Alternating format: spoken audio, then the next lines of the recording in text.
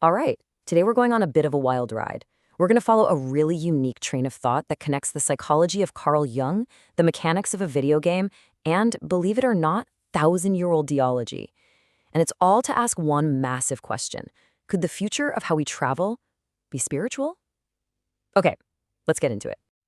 So this is the idea that kicked the whole thing off. It's a spark from a book about the great psychologist Carl Jung, and it asks, what if the key to a completely new way of getting around isn't about building faster machines? What if it's about looking inward? What if there's this deep knowledge hidden right inside our own minds that we could unlock?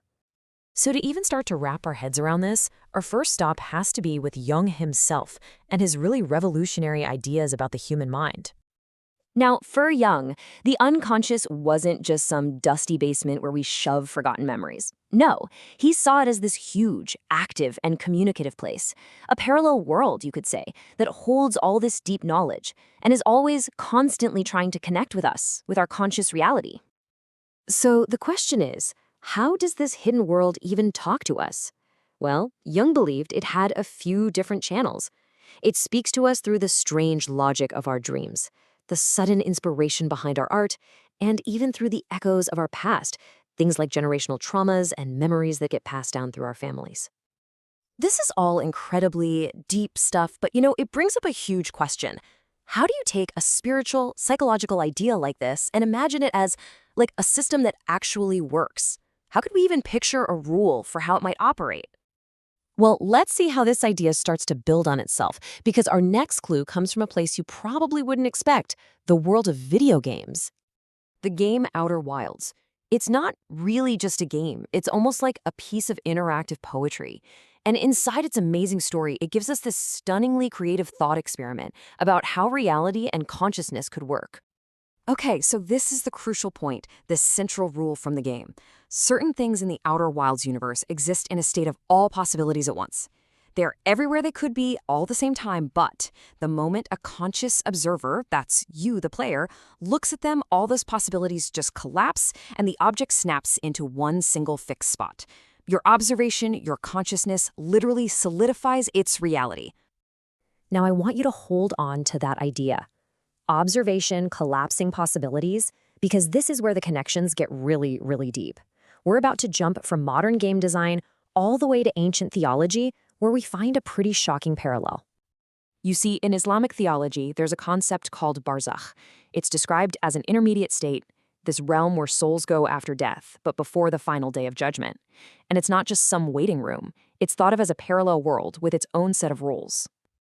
And this is where it all clicks. In our lives, right now, the future is just this cloud of infinite possibilities, right?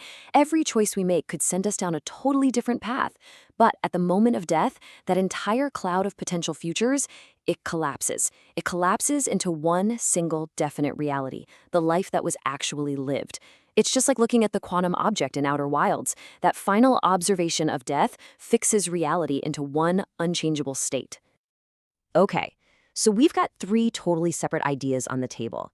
A communicative spiritual realm from Jung, a rule about observation creating reality from a video game, and this principle of collapsing potential from theology. Now let's put them all together. So here's how it synthesizes. First, we start with Jung's idea. This other realm exists. Second, we borrow the rule from Outer Wilds, that our consciousness can interact with and basically lock in possibilities in that realm. Third, we see that principle of collapse in Fa theology. So, where does that lead us? To a pretty radical conclusion. Could we consciously learn to navigate this realm of possibility? Could we observe ourselves at a different location and in doing so make it our reality? This takes us out of abstract theory and into an incredible practical question. If a system like this actually exists, how in the world would we even begin to access it? What would it even mean to discover these so-called quantum portals? I mean, just stop and think about the implications for a second. We're spending trillions of dollars developing flying taxis and hyperloops, burning fossil fuels, doing all this destructive mining for batteries. A breakthrough like this could make all of it obsolete, practically overnight. It would be a truly sustainable way forward. And look, if this sounds like something straight out of science fiction, well, that's because it kind of is. This idea is already woven deep into our favorite stories. Think about operating in Harry Potter or Le Pas de Côté from the world of Ewilan, which literally means the sidestep.